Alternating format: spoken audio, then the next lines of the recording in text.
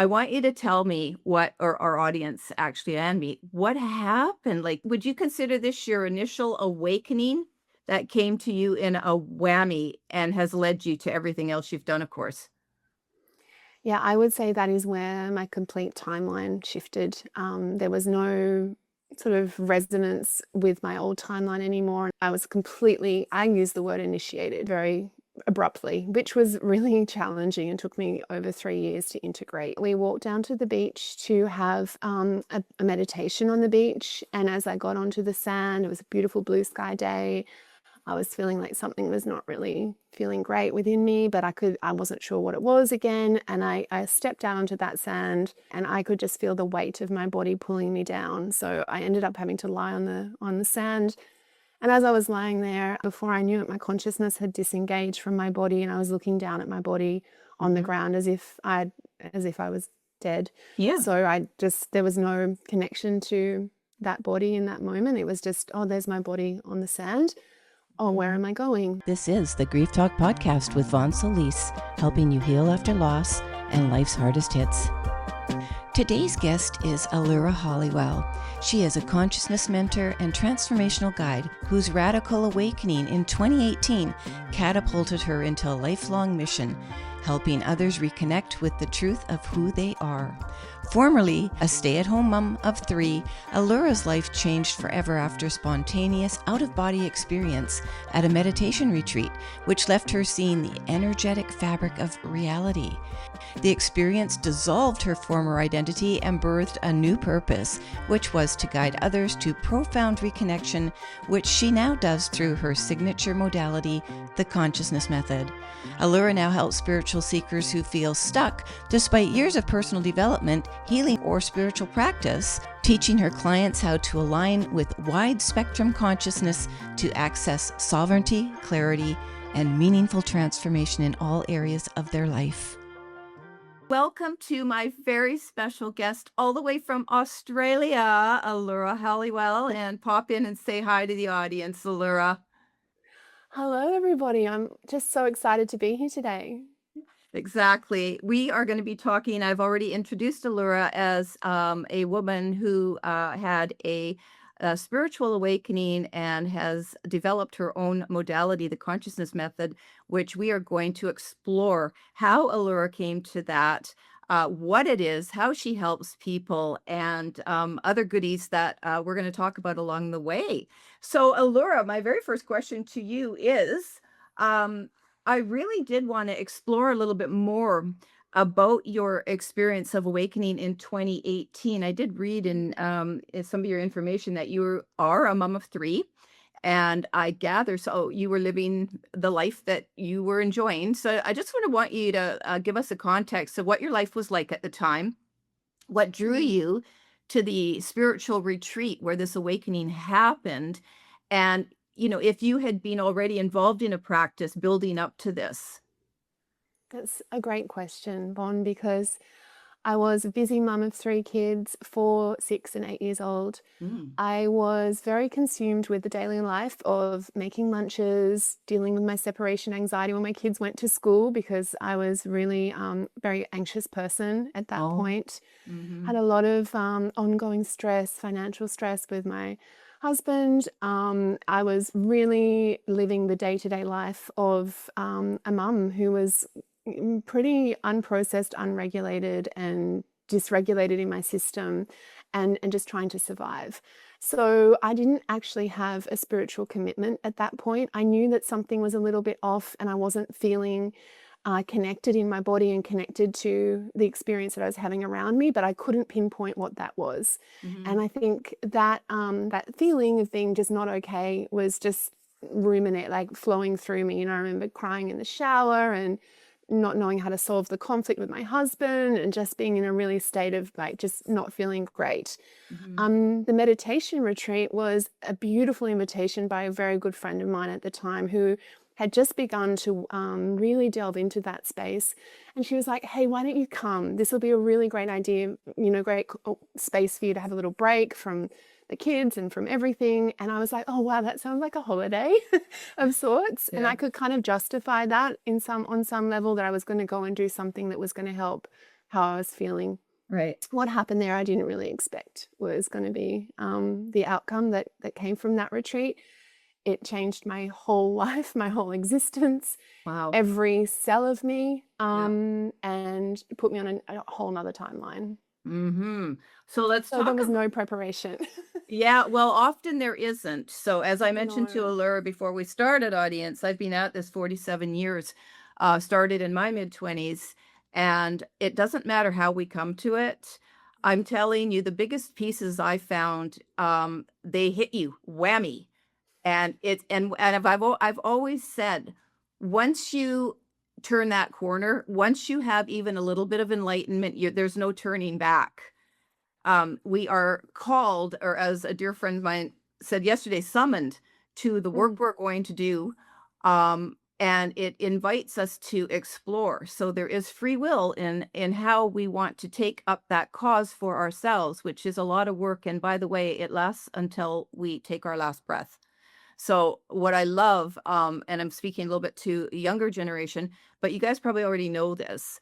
Even those of us who have been at this like a really, really, really long time, we continue to be students of life. mm, And if you don't uh, consider yourself a student, or you work with a teacher who isn't still a student, you might want to just double or triple check what the information is, because really, we all know the same things. It's just packaged differently.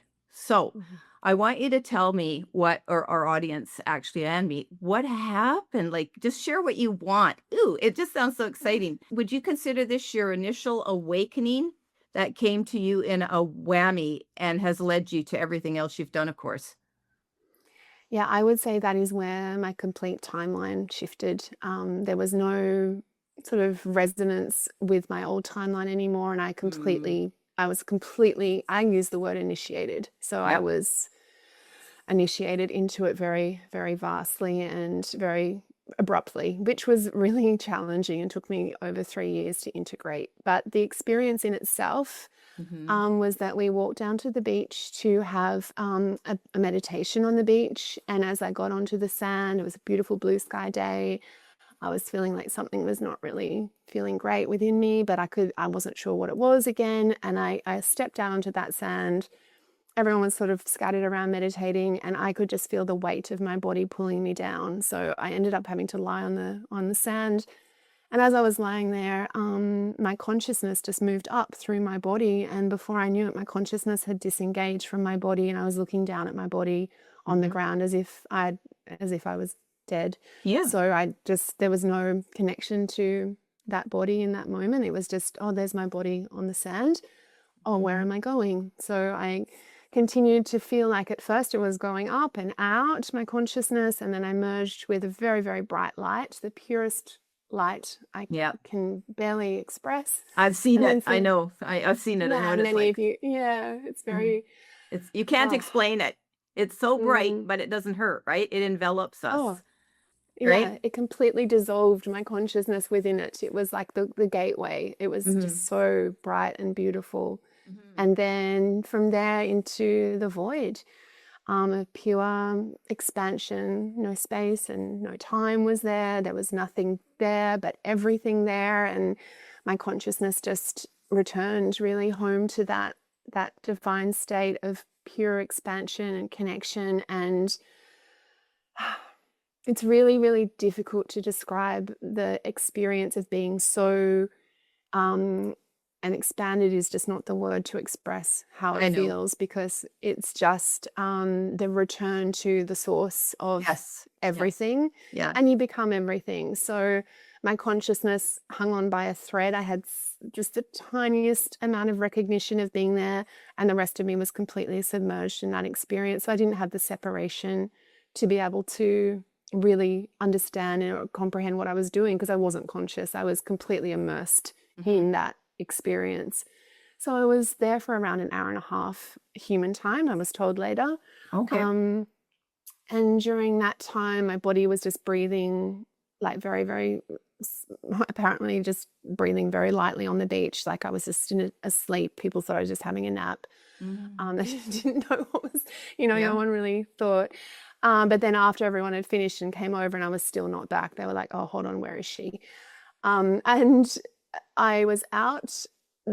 I began to experience frequencies. So I began to get a little bit of consciousness back. And as soon as I tapped into the frequency of unconditional love, it was whoosh. I came straight back out of the void back through the light, and I could see my body, and I came back down.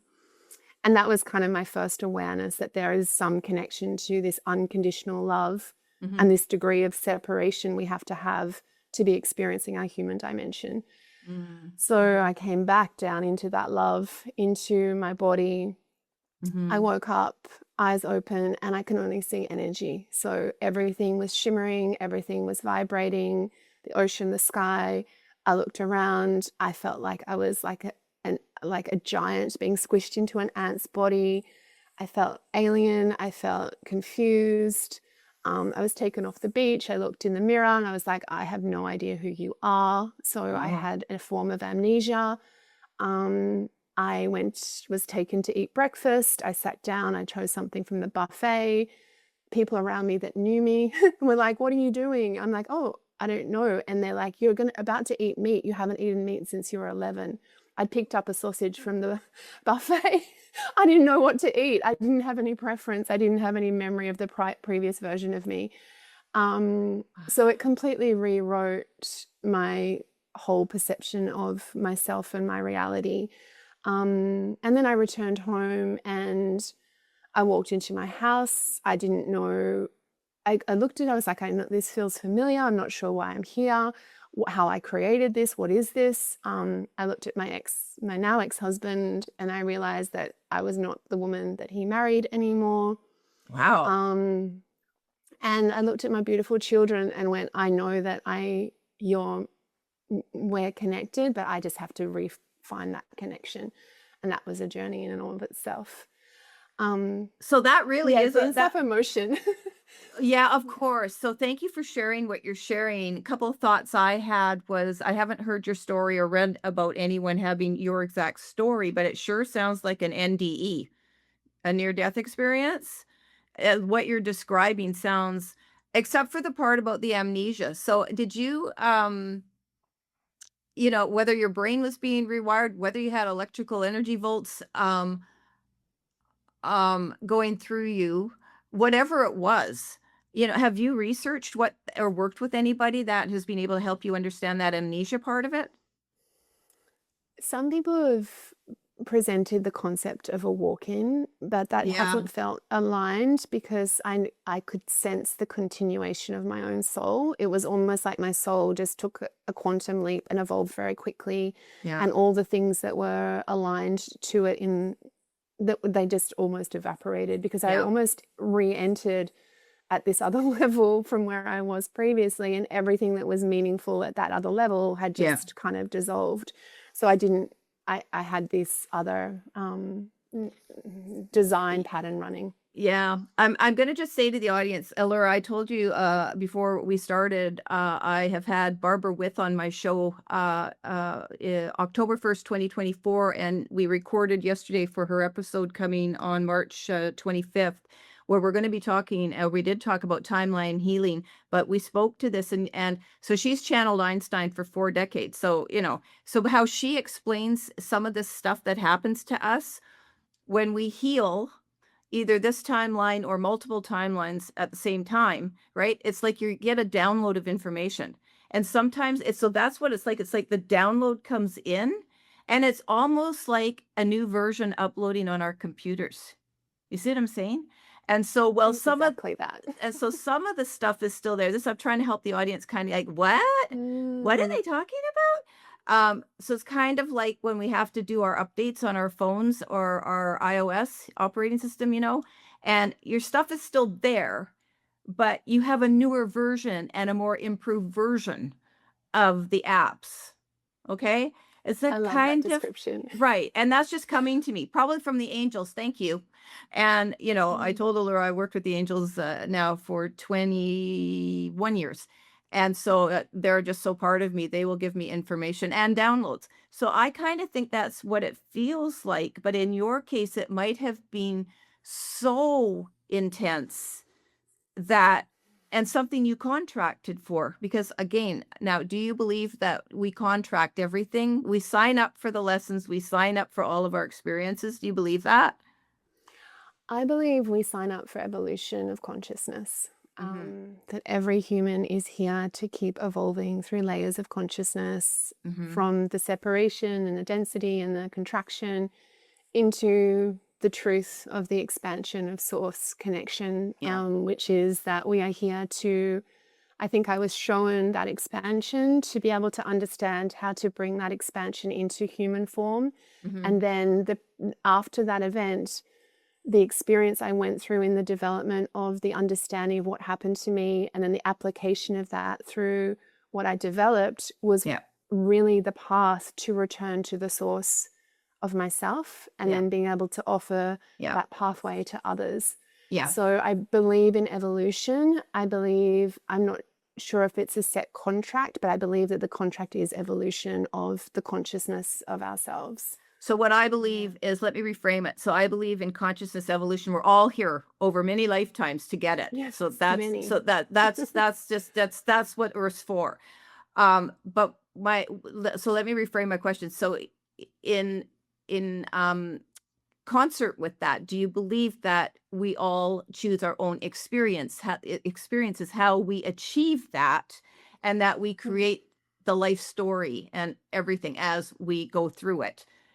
Very often That's a too. really fascinating, that's a fascinating question, because what I began to understand was that when I merged with that source consciousness Mhm. in that awareness moment, right? Like we all go back there when we die, and we come back from birth, and we alternate back and forth from that Yeah. expansion, contraction, the non-material, the material. Yeah. But when I did that, I realized that there was some, I call it a core fracture, when we split from that source and Mhm. come into the individual version of us. Mhm. That is one of them, I think, one of the core dynamics that gets set in our template, that we actually separate from source and we become a material version of ourselves.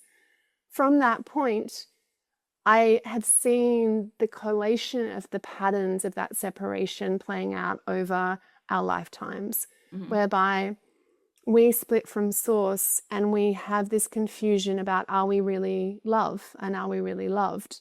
Are we really enough and worthy of having the experiences we're having? Are we really understood and seen and heard?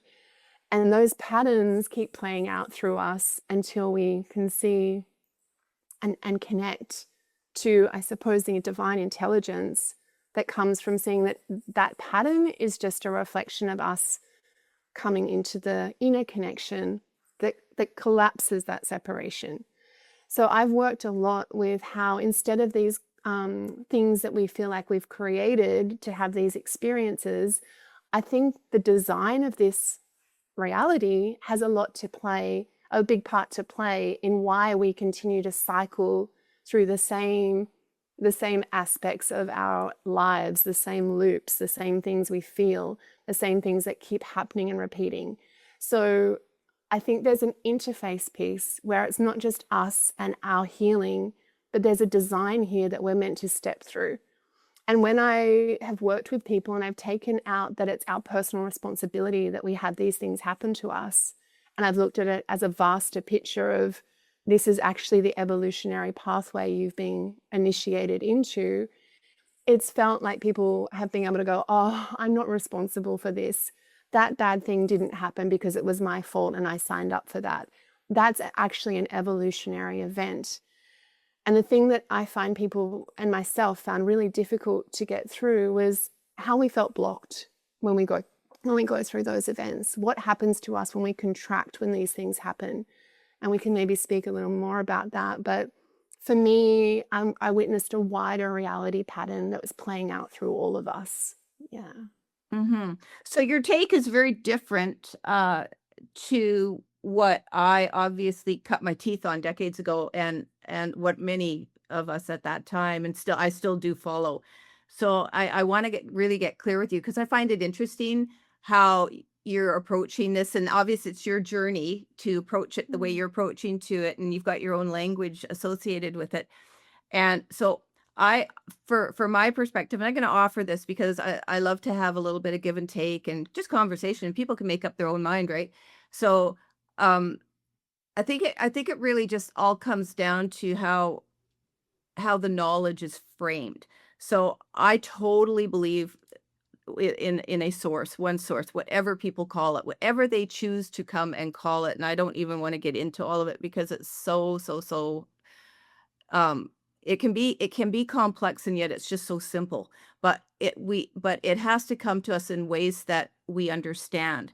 So um so I do want to ask you a little bit more, though. I want to clarify because a lot of my work is about in the human part of it. I think we're really kind of talking about two things. We're talking about that source part of us, and you've got your own language for that. And then we're also talking about the human part of us, that it sounds like you do accept and believe that we have multiple incarnations to play out um well, what I just really, in very basic terms, consider the goal of merging again with source, to whatever degree we can. Now, listen, this who knows? Who knows what really happens? Maybe my daughter. I really believe all this knowledge comes to us the second we cross, 100%. And I think any of us that go into the quote void, as a matter of fact, I don't know if you're aware, but all of the empirical research is showing consciousness is the black hole. Okay, that's where consciousness lies, and the dark matter is very, very important for how it plays and interacts with the consciousness, and it goes on and on. And so that's some of the tidbits of stuff that I get in from science articles, uh, and stuff like that. But the point I'm making is um, the responsibility bit. I want to just circle back to that a little bit, because so what I'm grounded in my own work is in the human part of us. We have to take responsibility, and you can counter this for sure, that for everything that happens to us. So big picture, spiritual beings, um, we're all here knowingly or unknowingly, consciously or subconsciously, trying to get back to source, or at least I might reframe it like this: live with source shining through us, as to the best that we can. You know what, I don't know if it's to graduate like our soul, and so we say, I don't know if you've heard this, but I've heard it for decades. I really hope I don't have to come back to Earth, this planet, to learn this all over again. I really hope I don't have to come back. This will be people who have been in a spiritual practice for decades, and they're tired of a lot of the lessons. They're tired of the state of the world and all of this stuff. So it's well known that, again, an older, long-standing preface is that we come to learn our toughest lessons on Earth, and it's the toughest place to learn them. Have you heard that? And do you think about that? Does that factor into your work? Because I'm trying to get this take on responsibility for everything that happens to us. See, I believe that we are, in fact, responsible for everything that happens to us through lessons we're choosing and experiences we're choosing to get us back to source. So to graduate from Earth. I've been raised on that by all the teachers in the 60s and the 70s and even today. So I'm just curious about your take on that, and if you are working with people who, or your own teachings differ from that approach. Yeah, I'd say they definitely do. Differ? Definitely, because definitely differ. Okay. Because what I've witnessed is that the only reason people don't feel comfortable here, and the only reason I didn't feel safe returning here, was because I had these programs of separation running through my system. So I didn't have a true relationship with my survival patterns, which was my nervous system, the way I programmed what I perceived in my reality, how I responded and reacted to everything around me, my inner template was driving my relationship to my reality. And more importantly, I didn't have, when I came back, a healthy and well-developed relationship to my own pain. Mhm. The one thing that I believe every human's fear Mhm. in their lives, the one Mhm. thing that makes this place feel really uncomfortable and people want to leave, Mhm. the one thing that means that we want to graduate or get out of here, is that we don't feel safe in the relationship to our pain. It Mm. feels foreign, it feels uncomfortable, and we develop our whole existence around an unconscious avoidance of experiencing pain. So this Mm. could look like staying in the same job, staying in the Yeah. same relationship, avoiding a relationship, holding on to a trauma pattern that you have shame around because you believe that it was your fault. Mhm. It can be a whole spectrum of things that you feel are so painful for you to experience that Mhm. they just get locked and trapped in the template of your system, which is actually projecting the reality around you. And Mhm. then you get trapped in your existence and you think there's no way out. And when we work on a surface level with that, then there is the continuation of those loops, the unconscious loops to keep the mirror of showing us where they're at. But what I've worked with consistently with myself and with the beautiful humans that do this work is the pure relationship with pain. And I'm not speaking a somatic way. I'm not speaking a kind of a nervous system regulation way. I'm speaking as in using pain as a portal, like a threshold of almost dying into Mm. yourself consciously so that you can liberate through your own pain to actually live and be safe to live here. So when I had my multidimensional experience, I came back into my body, I could see all my timelines. I could see all the lives I've lived, but Mhm. they were all bringing me into this moment right That now. one emerging. Yeah. As I started to process the density that was hooked and everything's reflected. So nothing happening now has not happened back then. Mhm. Everything's connected. Yeah. All the patterns are connecting. All the fractals are connecting. Yeah. So whatever I was processing now was processing here as well and collapsing me back to presence. Mhm. Because those two things, they're mirroring. And when you look at the direct pain that is held in both of those places, you collapse back to being here now. And then the Mhm. presence of being now is the relief. We are relieved when we are right here. And this is not about the power of now or creating presence. You cannot do that. You Mhm. have to release the density that keeps you separate from the presence. And so for me, I'm really passionate about that collapse through that pain. And it's not an enjoyable experience when you begin to do it because you're going to the place you don't want to go and feeling Yeah. what you don't want to feel. Yeah. However, when you understand what pain is, I have people looking for their pain to liberate themselves on the daily. And the things Oh, that for people are sure. liberating from Mhm. are things that they thought were impossible, like childhood trauma that was trapped in their system from age 4, Mhm. relationships with family members that they thought could never change. Mhm. Because releasing that pain releases consciousness. Mhm. Pain is just trapped consciousness. And the more consciousness we have, the more connection we have to this life. And that's what I realized.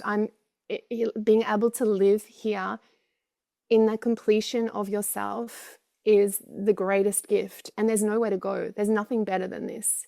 This is So where it's at. do you think I have two questions for you. In going back to your template, I think that's fascinating how you explain everything. And as you were speaking, I had this image of like, there's a generation of and now when I say new souls, I don't mean new as young. I mean new purpose type souls coming to, so everything that you're sharing is new knowledge for people like me who started, even a generation or two generations before you. Okay. So what information comes to us and how it's coming to us is you're expressing it in a different way to what has been there. And it's wonderful. And if you haven't written a book, I hope you're writing one. Are you writing a I book? have one. Oh, It's you do called have one. Unloved, Unworthy, Unknown, and it's on Oh, Amazon. okay. Okay. Unloved, unworthy, unknown. Okay. I don't know if I got that. But we'll make sure that we promote that for you, unknown. It's awesome what you're saying. So I want to know two things. Wait, going back to the template idea, is that template, which to me is just another way to describe incarnations, like all the stuff that the soul brings in from every single life that we've lived. Okay, sorry if I sound old school. Is that what a No. template is that what a template is for you? What is a template? The inner template would be Yeah. a combination of your energetics, your emotional system, your mental system, your nervous system, your belief system. It's just the combination of what makes you the unique version of yourself.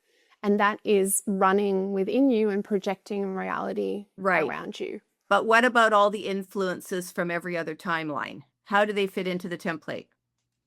What I've seen is, and this may feel a little bit simplistic, is that the timelines are very much repetitive. The things that we did in the previous timelines are very much playing out in this timeline now. I don't sense that there's like a whole lot of information that we kind of gathered back then and we have to process now that's unrelated to us. There's going to be a lot of repetition because that's how reality fractalizes and nature fractalizes. Like we are fractalizing beings, and our energy wants to move in the same way as it's always moved and create the same experiences it's always had for the evolutionary experience. So I don't see that we've dragged all this stuff from the past and we're like laden with all these things that we can't, that we have to kind of sift through. I see that whatever's happening now has happened before. And I suppose an example to explain that is that when I came home and I was sitting meditating, I had to meditate 6 hours a day to be in source because I wasn't able to just function with my eyes open to begin with. I was showing very clearly a version of myself that was a slave girl. Like she was a slave girl and she was actually murdered within that slave environment. That template of the energetics of that girl was the same template I was playing out in my marriage.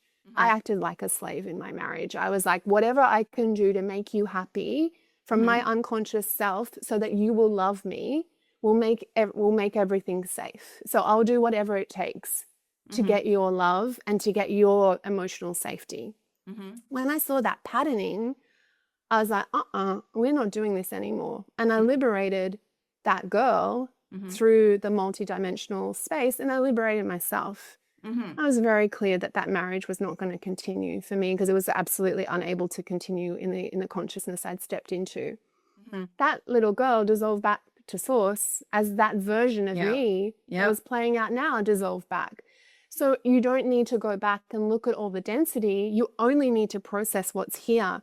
If you have the gift of a multidimensional vantage point and you can see those threads, that's a beautiful gift because you'll see that everything will collapse into now, right now. Nothing will be left, nothing will be separate, everything will be interconnected to here. So do you again, it's you're just using different language for language. I have different language for that. But so do you believe that I want to be careful how I say this now. So that timelines, I mean, we have oodles of them, right? God knows how many. I've heard some spiritual teachers say thousands, and I don't know. I'm not even going to get into that. I don't care. Do you believe that some timelines? So what I'm kind of hearing you say is you healed the timeline of the little slave girl that you're carrying and living out in this existence, this template, current template, and there's things that are all going to be similar in that little girl's template whenever she lived. The actual time period doesn't really matter. But my question is, if we have hundreds or thousands of timelines, okay, not every single one of them is going to be the little slave girl, because if she was, it's taken a long time to learn what you need to learn from it and use the slave girl for anything we're experiencing. So my question is, do you think or believe that I believe that we carry everything from every timeline. Some things are just more important and come to prominence when we're ready to heal them. So for you, what were you trying to heal from the slave girl experience and being a quote slave to your marriage, do you believe we can have more than one thing to heal from various timelines? So I don't look at the concept of healing because I feel like we are really deeply complete in ourselves. What Mm-hmm. I do realize is our internal frequency Mm-hmm. is going to determine the timeline that we're on. So that frequency of our energy Mm-hmm. is going to be the projection of the timeline we're experiencing. So you can even feel that in yourself. Like when you're having a really great morning, you're feeling really good. Your frequency is just determining the reality around you. Mm-hmm. When you're feeling that grief or that, and you're feeling that other frequency. So I believe there's infinite timelines because there's infinite frequencies. There's Right. not like a number in that, right? So for me to be able to touch into that, the frequency I was looking to move into was Mm-hmm. one of freedom. It was a frequency of freedom, of Okay. personal freedom. Okay. So that frequency of personal freedom washes over my whole timeline. It Mm-hmm. becomes part of everything. So I don't need to go back and find all the times I was not free. No, but That's why do you think you may have had hundreds of timelines wishing, I'm just saying wishing, yeah. desiring to feel the frequency of freedom and never made it in the other timelines? So what I'm saying to you is, why do you think the slave girl timeline came to you and maybe not another one? Because it's not irrelevant, but it doesn't actually matter which one comes. Okay, It's okay, just about getting the medicine because that okay, that one shift, okay. when my frequency shifts now, it shifts my frequency across all time and space. I agree with you. I agree with you. So really what I'm getting at is some people will focus specifically, especially when they do past life regression. Okay. You've heard of past life regression, right? Yeah, yeah. Okay. So they will go to explore the story of a Mm, timeline. And what it sounds like you're doing is you're not really exploring and interested in the story. You're interested more in the frequency. Correct me if I'm wrong. It sounds like you're mm, dealing much more in vibration, frequency. Story doesn't really matter. But you see, over the decades, past life regression was all about understanding the story.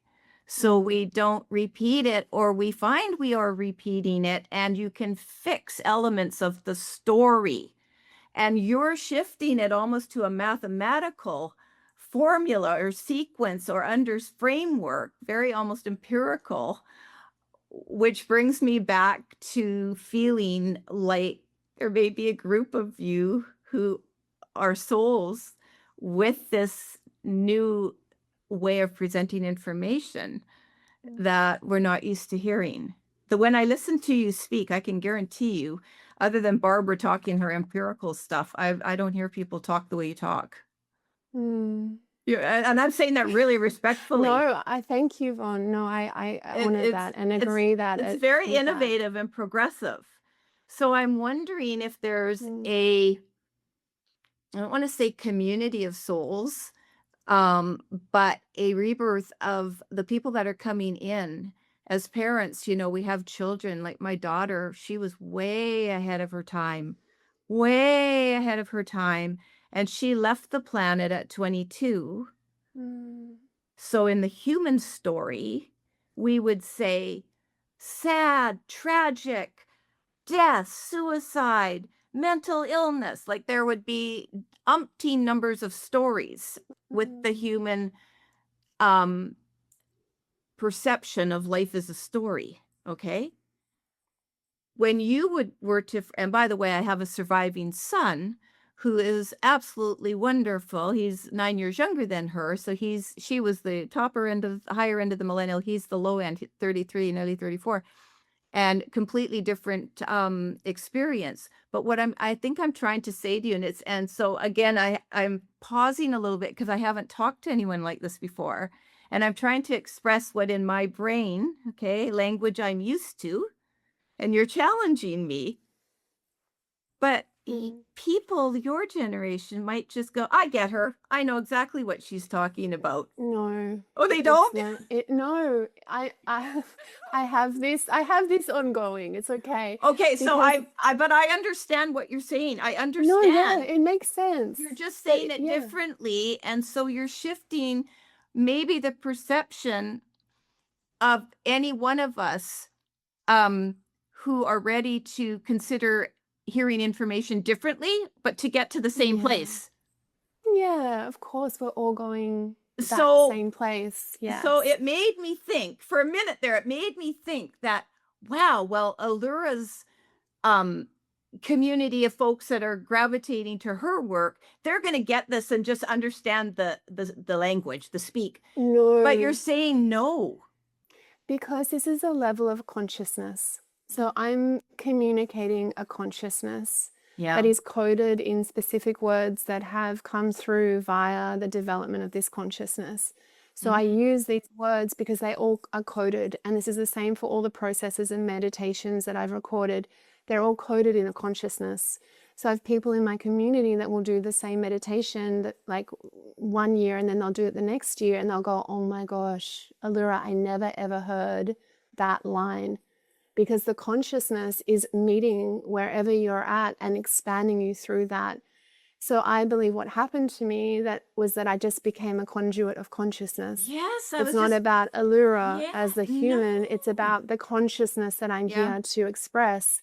So there's Wow. nothing about me in that. That's just, it's an expression of a consciousness. Yeah.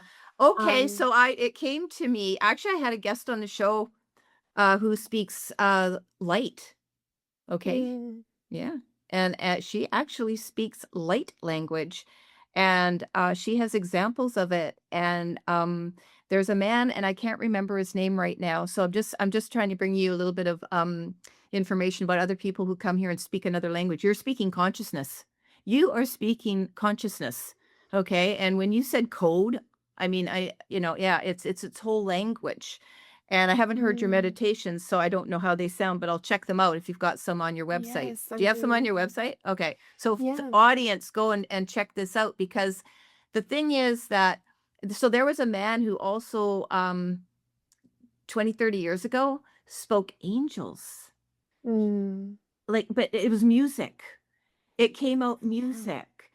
And you couldn't even try to decipher the vibration that made a sound because it was Mm, specific to each archangel, and that was his offering and gift to the world. So Allura, Miss Consciousness herself, I feel like I'm actually speaking to you, Allura in human, but really you are a magnificent channel for work that humans are designed to discover. And did you know that scientists, and I know you know Deepak Chopra, I've heard of him, mm, and he was at this recent last July Science of Consciousness symposium that they do every year. And physicists and mathematicians go and all of this stuff. And there was a YouTube I'm just using him because he is somebody who for decades and decades has been studying one of the many, he was a cardiologist, so one of the many empirical scientists and researchers trying to figure out what consciousness is. mm. And there he is in July going, we don't know what it is. And I here would say you he's are. only Go ahead. No, and I'm talking to someone who's speaking consciousness, and it feels, and I'm saying this super respectfully, like a Mm, part of you is from somewhere else. yeah, I can see that, right? yeah, And yeah. do you struggle with that? Like do you struggle with that feeling alone? So it feels to me almost like you awaken to your job. I'm calling it a job. It's a Mm, purpose, but it's a job that probably has taxed you incredibly and perhaps even required sacrifice of you. Um, Giving you a bit of a reading here to almost um, blaze a trail for just yeah, the few who are going to get what you're doing. as you said, a portal, a conduit to help people open that up in themselves. Is that about it? Absolutely. Yeah. Yeah. This is a form of mission I've been initiated into, and the human version of me is very much in service to that consciousness. So yeah, I had to lose my family. I had to die to myself. I had to create huge space of isolation to be able to come here. And just a little side Wow. note, I have completely reconnected and unified with my babies, and they never left me. But I lost the family unit, Yep. and this is all there is for me, and I say this all the time. There's nothing else here for Yeah. me to do, but to Yeah. do this every waking moment of my existence, and I'm here to offer that support and that understanding, because what I was shown was the construct of reality and where consciousness intersects with that. And that information is taking a lot for me to process and express. And when people enter the work, they're like, I'm not really sure what's going on, but I can feel something is here for me. And that felt sense, and then stepping through and really committing to the understanding within themselves Yep. is the critical thing, because Yep. there's no place for an intellectual understanding of this. No. I will not tolerate, like I won't allow it to limit in that way. So there's nothing Yeah. to understand. Yeah. And I said, in terms of a mental understanding, and people Yeah. come to me Yeah. after years of different modalities, and they're like, I know so much, and I honor that journey that people take to know so much about this existence, but I can't feel any of it. I'm not embodied in the truth of any of that. And that's where I really want to support that understanding, to embody the consciousness, which is a different patterning and a different Yep. way of meeting it than just Yep. it being something that Yep. and And that for that's me why, is so everything. as I'm sitting here listening to you, it's so I get, so okay, again, and I'm going to frame this partly for the audience, Of okay, course. but partly also just to make it really simple for me to explain it. So when you were everything you just said, if you remember it, but I heard every word you said, I understand the pain doesn't matter. Nothing, like you might get caught up in it. And as you were explaining, I wrote it down, dying into yourself. And pain is trapped consciousness. Okay, I love that. So pain is trapped consciousness. So the point is, I actually even believe pain doesn't really even exist. It's kind of its own. It only exists if we want it to exist. Okay, what do you want to say So about that? And I'm speaking as for a me, okay. Go ahead. Yeah. yeah, for me, the pain is the only truth. Okay.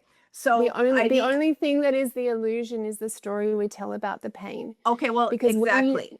Oh, yeah, but you just said the illusion of the pain. So I want to dig a little deeper. So the pain is there at one, and correct me, reframe it. I'm a bereaved mom. So I will use my story, and I would sit and say to you in a human story, and I am saying this on behalf of every bereaved parent out there.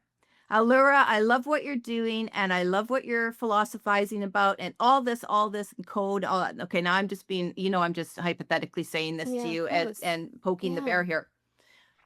But talk to me when you've lost one of your children, and then tell me that you're going to, expose every single thing you've just said to me, and how your work would help you heal from what people experience in their timeline, a lifetime of pain. Now, part 2 of this is I'm a bereaved mom, and I learned that my lesson was to understand pain is an illusion. Okay, because you just said that too. It's an illusion. But talking to you, when I say pain doesn't really exist, what I mean is reframing it. I think pain really is the illusion in our source state. And if we can get to source state, that's what dissolves it, wipes it out. And well, in our human stories, we talk about it in terms of healing.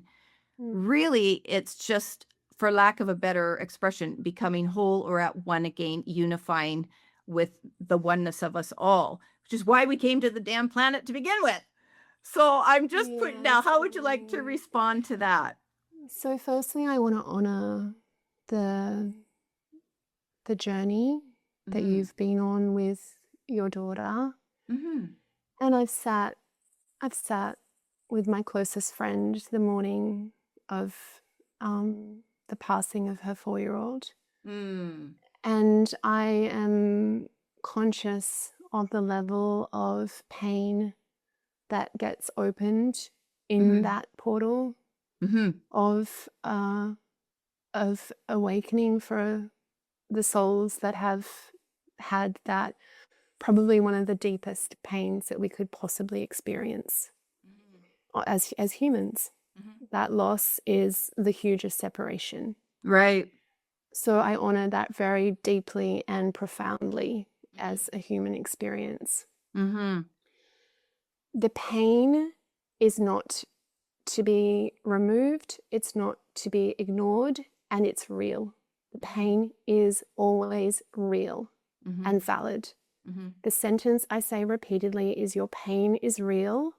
Mhm. The story you may tell around that pain is a form of just distancing yourself from that pain, but your pain is real. Mhm. So what happens when we stretch our nervous system beyond the fear of experiencing that pain is that we feel like there's an internal death.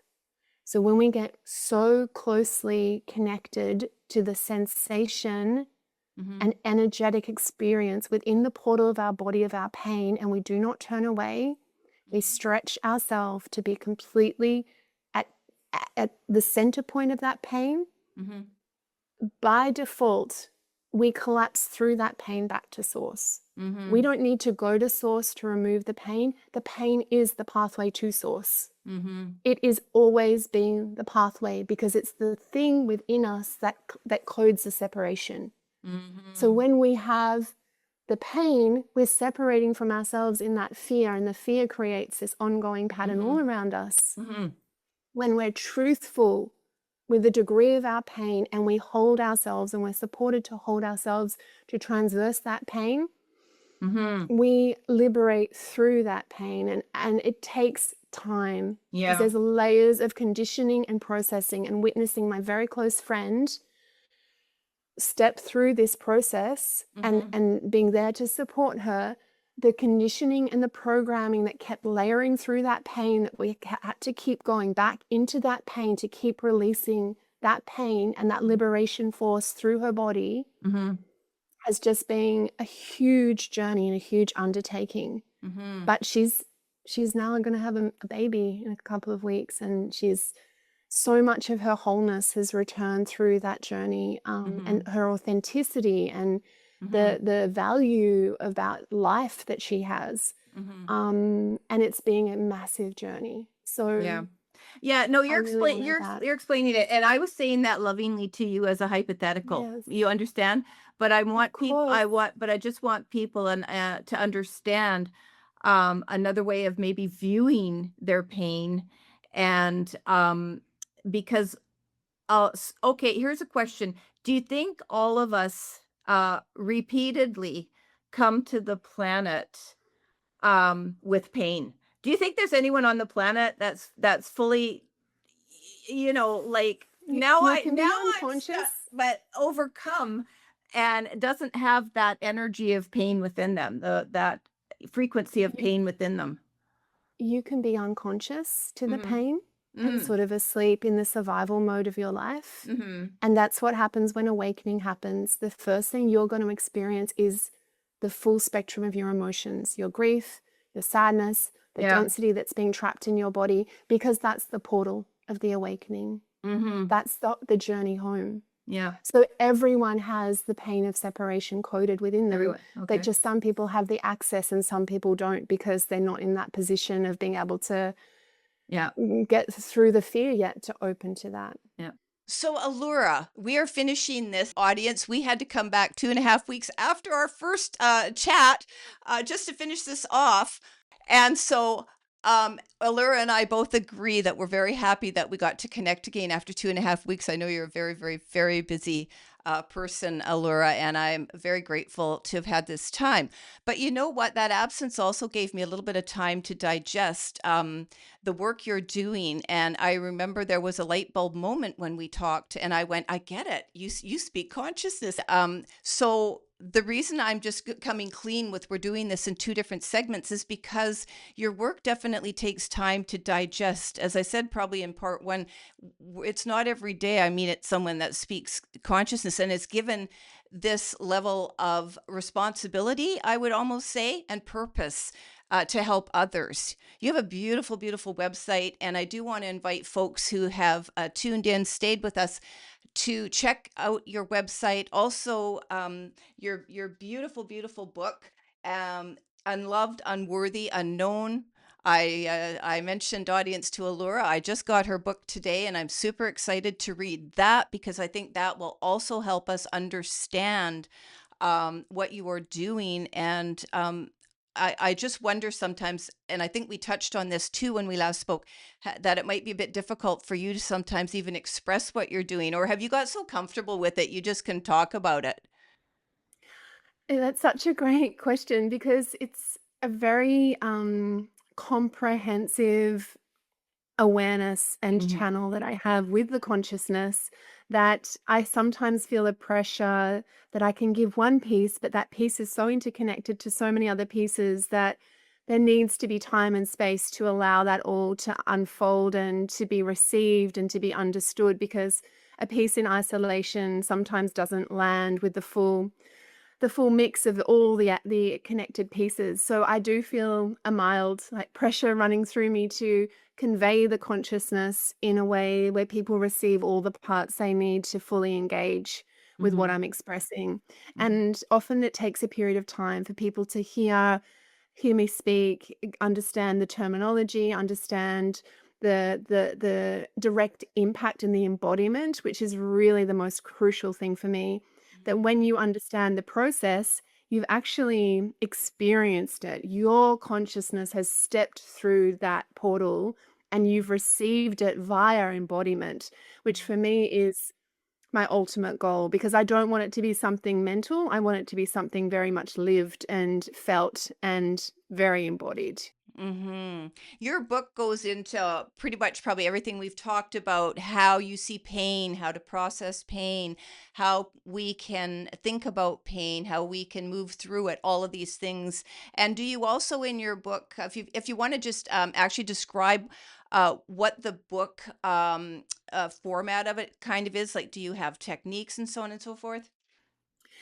Yeah, so it does step through the spaces of the consciousness method, which is just the name I've given it to give it an ease of reference. Mhm. So each chapter shows how I gained that level of awareness. So it kind of helps you to see the journey that I've actually stepped through to get there.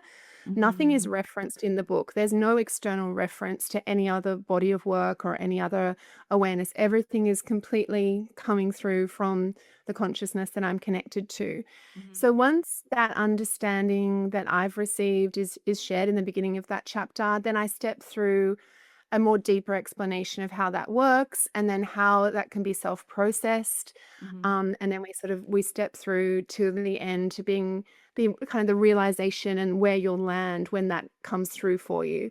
Mhm. But I've also created a whole page of resources. So while you're doing the book, you can also receive the meditations and the master classes and all the other things that come just free with the book. So you can immerse more in the whole process rather than just the reading part.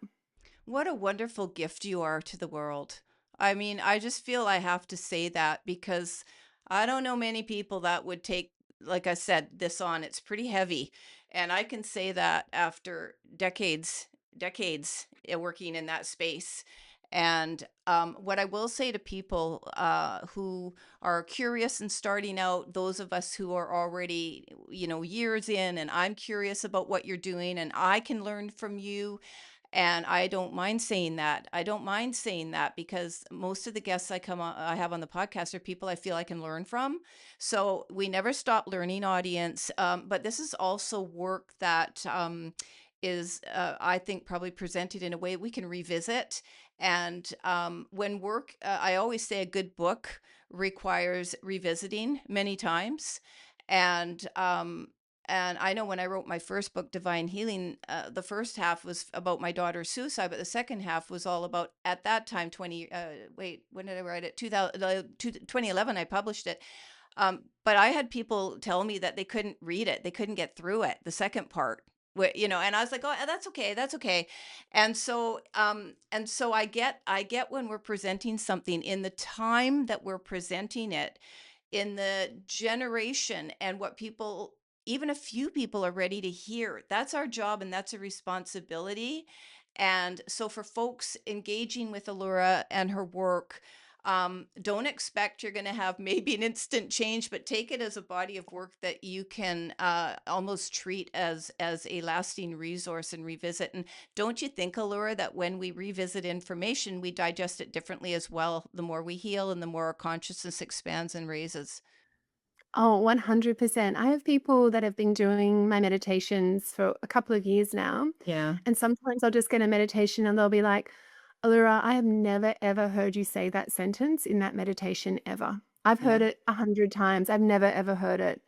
And that's because it's very coded in consciousness, but it's Yeah. also meeting the consciousness of the person that's coming into the space.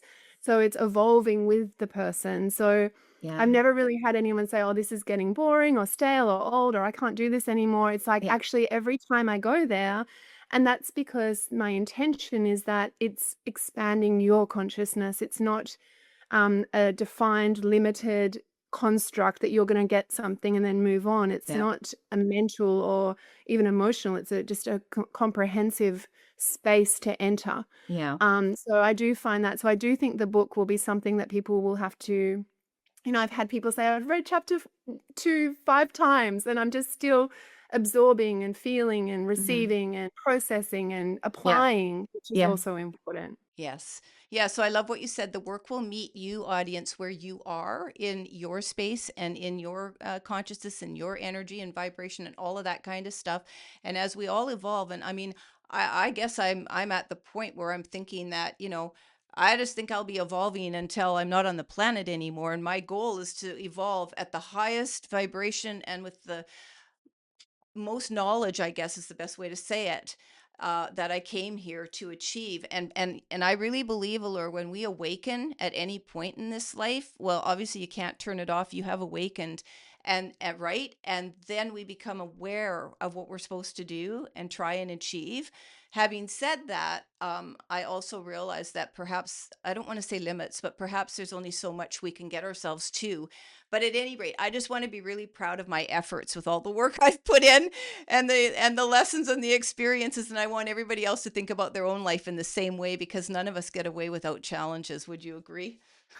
Oh my goodness, no. And that's the like the juicy gift of life, all those challenges that we've stepped through. And Yeah. Vaughn, I mean, you can completely, I mean, I'm honoring you, Oh, but just honoring the journey you've been on and the space that you've created for so many people to come together to receive this knowledge is a profound gift to humanity because it gives all the people that are creating an opportunity to be met in such a way. And you've mhm. met me in just a divine way, and I feel Yeah. truly seen and heard and Yes. understood. And that Yes. that is a really deep thing because as you mentioned before, when you have a big consciousness or a body of work or something that you need to deeply express and you're Mhm. almost sitting waiting for it to be met, because Mhm. if you bring in that forcing of like you need to understand this is a really good thing, it doesn't land. So I'm very maybe humble in and very quiet around the impact of the work Yeah. because it needs to be found Yeah. by the individual. So your Yeah. capacity to see it and reflect that there is something of value here Oh, yeah. is just so deeply moving for Yeah. me. So thank Oh, you. well, no problem. And as you were speaking, I was just thinking, now I'll be reading your book, and I'll have the awareness of your contribution, and then I can share bits of that. And that's what's so cool and so neat about meeting lots of people or people getting our work. And, that once you get it for another person, it's almost like a little bit of a domino effect. And I really believe as we heal and, raise our consciousness, expand it. I don't know. Do you say raise, expand? What do you, how, or it doesn't matter? Right. Evolving. We're evolving. And I really believe, and I'm sure you do too, that this does impact and affect all of humanity. So the more we can better ourselves, and that, you know what, I think that's why I just keep doing what I do. Heads up, audience, I'm thinking about full retiring. I just like to throw that in a little bit and have fun with it, because also when you say things out loud, then you get to sort of think, how does that feel? Well, no, keep giving the platform to people, Vaughn, and that's sort of why I'm doing what I'm doing. So I really, really appreciate our time together. I wanted to just ask you one quick question before we turn to your resources, Allura, and that is, you talk a little bit about a relationship rewrite, and I just wanted to know if you could talk on that a little bit, because we've spent a lot of time throughout this episode talking about the individual and the pain and all of that stuff. But I came across this actually today. I was looking at your bio and I saw that, oh, relationship rewire. That's kind of cool. What do you mean by that? And briefly, how can it help people? So what you want them to know about that? Yeah, that's a really powerful process of using everybody in your life as a divine mirror to the parts of yourself that still need to be developed and evolved. Mhm. So, even those very complex, tricky relationships that you want to sort of separate from and say, I don't want to have anything to do with that, I want that person distant from me in some way. Mhm. It's around taking the reflection of what it is around that person that you find difficult, challenging, not honoring for you, and really seeing how you have a pattern within you that creates that reflection. So that looks at where your inner boundaries are. It looks at where you have an unprocessed pattern, which might be connected to some deeper pain. It will look to where you're experiencing a repetition of things that hurt you as a child. So Mhm. what I find is everything that comes back from that mirror we can work with. And the way that looks in real life is that, just for an example, I have a beautiful woman that was very estranged from her mother. She was very much like, I don't want anything to do with her. I can't go there. And it just turned out, well, not just, but it turned out there was a huge fracture from her childhood around that relationship. Mm. And we went and did some really deep work on that fracture. And she began to see that experience from an alternate perspective. She'd seen that experience as abandonment and as, a huge loss. When we looked at it more closely, we could see the survival pattern of her mother, we could see what was going on for her, and we expanded consciousness around that and got to the truth of that pain. By this process, which is shifting consciousness, it's not Mhm. trying to behave differently, feel differently, talk differently, put in boundaries, do anything different. Something organically shifted in the field. And her mother actually called her and just said, I've been sitting with this for decades. I wonder if you'd be open to a conversation. And they came together and had a conversation that really closed a lot of that wounding and created a new level of understanding and connection. Yeah. So that's just one big kind of bigger example, but it can work the same with partners, children, anyone that has any kind of separation you have from that person. Mhm. Everything can be transformed within you to change the fabric of that relationship. And I've Mhm. seen whole family systems, whole communities begin to shift under this consciousness by taking almost the responsibility for the evolution of the relationship internally first, Mhm. and then having it as an external expression. Mhm. And it's just been amazing to witness, actually. Yeah, I actually, and expand on this just for a moment before we close out with your resources. Even, taking the responsibility or the interest or the curiosity to sort of take the plunge and be the first one to do everything you just finished saying, use the situation, the person, whatever, as a mirror. But to take that step to go, I want to heal this within myself, it really does. um, it does impact the other person to do what like this mom did. I've been sitting with this thing, and something's driving her to reach out and ask, do you want to have a conversation? Right? So the switch with the change within us, the vibration, the healing, even the reconsidering. I always say that just thinking about something differently already changes the energy of that. Right? Do you agree?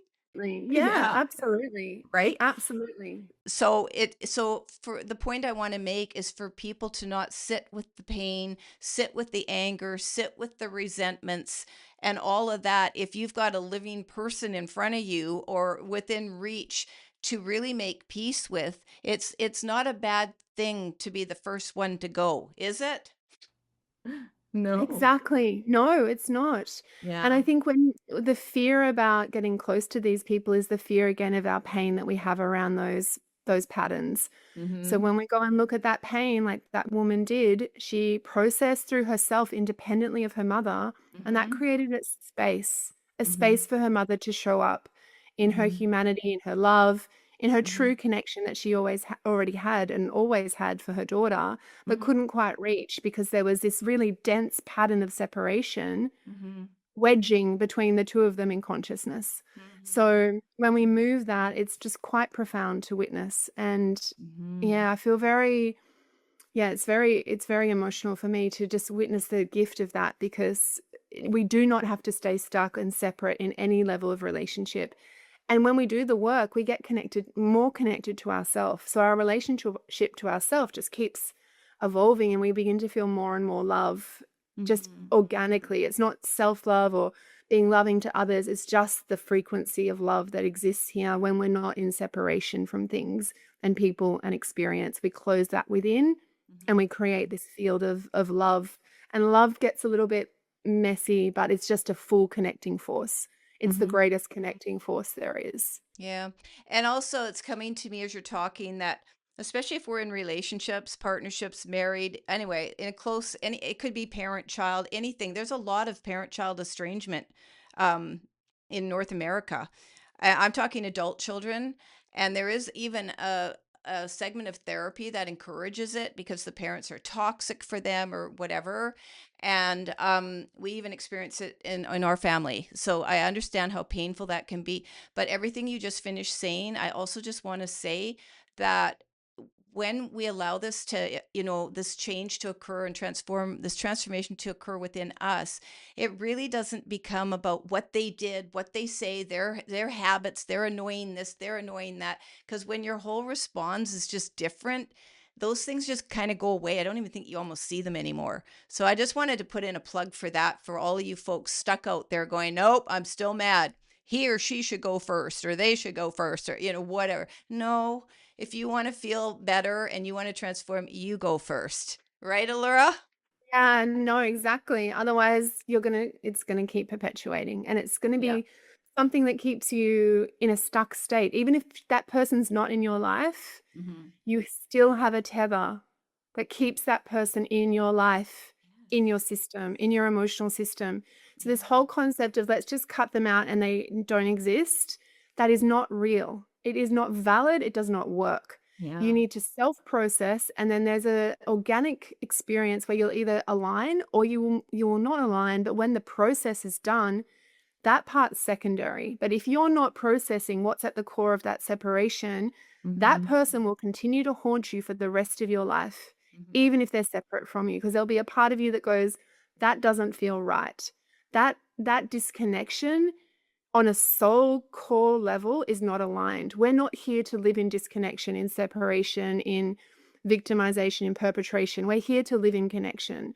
So if Mhm. that's not processed internally, that will be having ramifications on health, on Mhm. life in general, on Mhm. the whole being.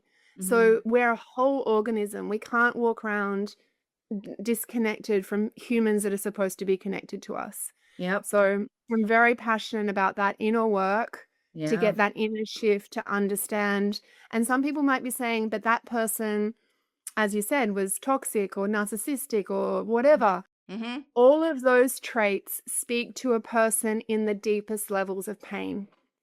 You only Yes. exhibit that if you are feeling misunderstood, like traumatized yourself, unheard, unloved, um, undervalued in the Mhm. relationship. You Mhm. bring these traits forward to try to survive.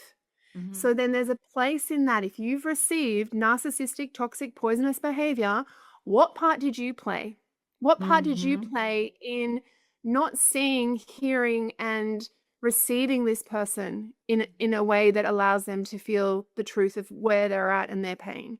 Mhm. So it's not always about, us taking full responsibility. That person also has a responsibility, and I Mhm. would never ever encourage anyone to think otherwise.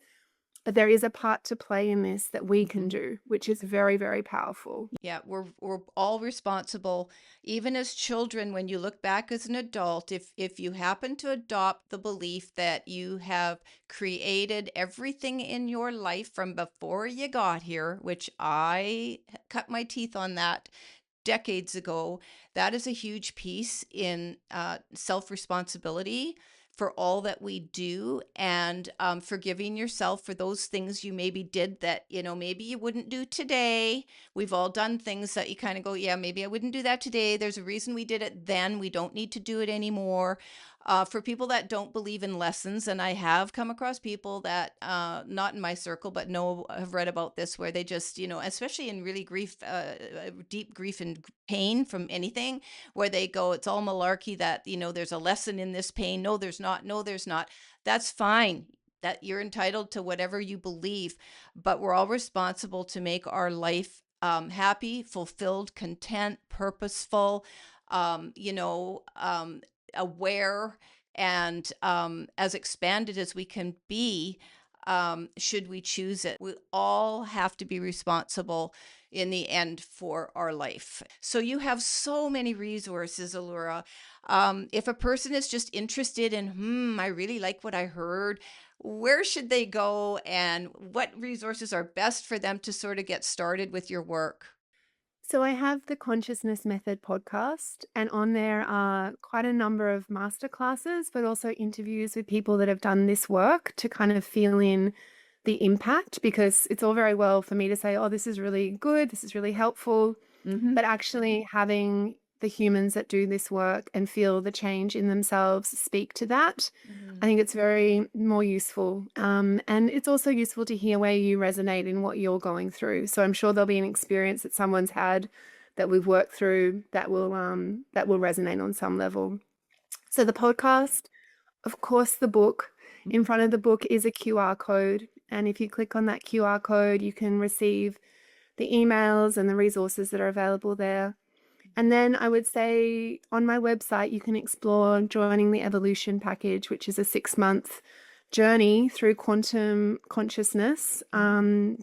to have daily support 5 days a week. Wow. I'm online to support everyone that needs support. And so the community comes on, people share where they're at live, exactly what's going on. So Mhm. whether you've been triggered that day, whether you're processing one of these big relationship experiences, whether you're feeling overwhelmed by something, stuck in something, Mhm. daily, we're just shifting that fractal, shifting that experience internally. Mhm. And the community is all working through the processes of the consciousness method and showing up for those calls as they can. It's 5 days a week. People drop in 1 day, 3 days, 4 days. Everyone listens to the recordings because there's so much gold, everyone tells me.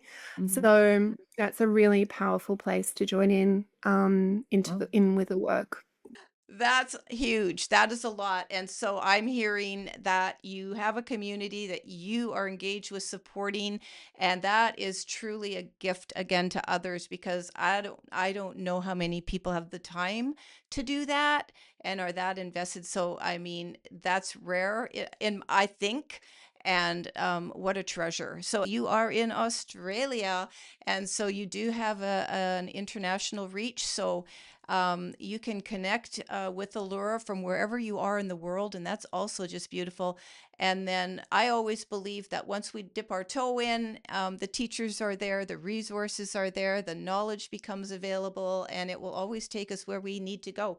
I'm going to close this off with just saying I also read from, I think it was your book description on Amazon, that they were saying that this book is a breakthrough, taking people from pain to all that is possible, mapping the terrain from wounded to wholeness, and placing, and then I'm going like placing, I see you as placing the map in every individual's hands who choose to embark on this journey. And so we're talking about, are you talking sort of about the map of consciousness here? Yeah. And that is just such a beautiful way of thinking about how you've gone out, you were summoned to the work. It as you said in the beginning of this podcast, it took enormous effort for you to understand what you were being called to do. You traversed the terrain, you established the consciousness method, you're sharing, and absolutely, I can see the dedication and hear it in you, dedicated to helping countless others in their pursuit, handing off, well, here's what I love, handing off the map so that they can go and pursue the terrain from wounded to wholeness. And that just actually gave me chills. So I love that. And I don't think there's a better way to kind of leave this episode and get people thinking and, just again, sort of describe the enormity of what you are doing and how appreciative I am that you're in the planet and that we connected. So thank you for being here. Me too. Thank you, Vaughn, for an incredibly inspiring conversation. You're an absolute gift in this space. I'm so grateful. Thank you. Yeah, you're welcome.